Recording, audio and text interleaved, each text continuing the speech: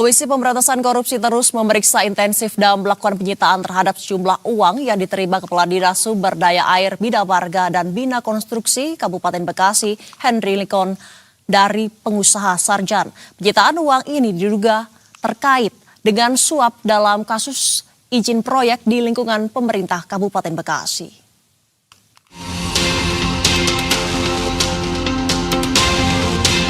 KPK mendalami dugaan penerimaan uang sebesar 2,9 miliar oleh Kepala Dinas Sumber Daya Air, Bina Marga dan Bina Konstruksi Kabupaten Bekasi, Henry Lincoln. Uang itu diduga diterima dari pengusaha Sarjan dalam kasus suap izin proyek di lingkungan pemerintahan Kabupaten Bekasi yang juga menjerat Bupati Nonaktif Ade Kuswara Kudang. Pendalaman dilakukan saat Henry diperiksa sebagai saksi di Gedung Merah Putih KPK Jakarta Selatan pada Jumat 10 April 2026 kemarin. Juru bicara KPK Budi Prasetyo menyatakan pemeriksaan terhadap Henry Lincoln berfokus pada aliran dana yang diduga berasal dari pihak swasta, yakni Sarjan, yang kini telah berstatus terdakwa. Dalam proses pemeriksaan itu, penyidik juga melakukan penyitaan terhadap sejumlah uang yang diduga terkait dengan perkara ini. Namun, KPK belum merinci jumlah pasti uang yang disita karena penyelidikan masih terus berkembang.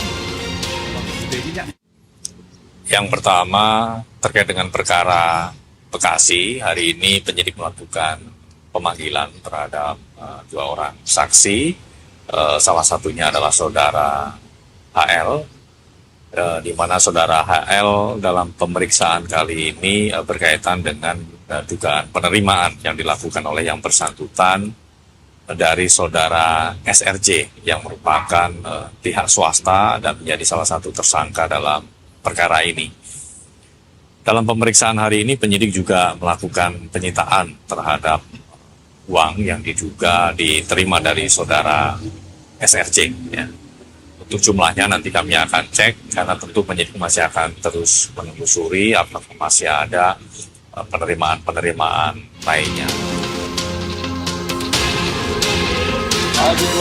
Dalam kasus yang telah lama bergulir ini, KPK telah menetapkan 3 tersangka, yakni Bupati Nonaktif Ade Kuswara Kudang, Kepala Desa Sukadami HM Kudang, serta pengusaha Sarjan sebagai pemberi suap. Sarjan didakwa penyuapan Ade Kuswara hingga 11,4 miliar untuk mendapatkan proyek tahunan anggaran 2025. Selain itu, Sarjan juga diduga menyalurkan uang kepada sejumlah pejabat daerah lainnya. Kasus ini masih terus didalami untuk menelusuri kemungkinan adanya aliran dana lainnya.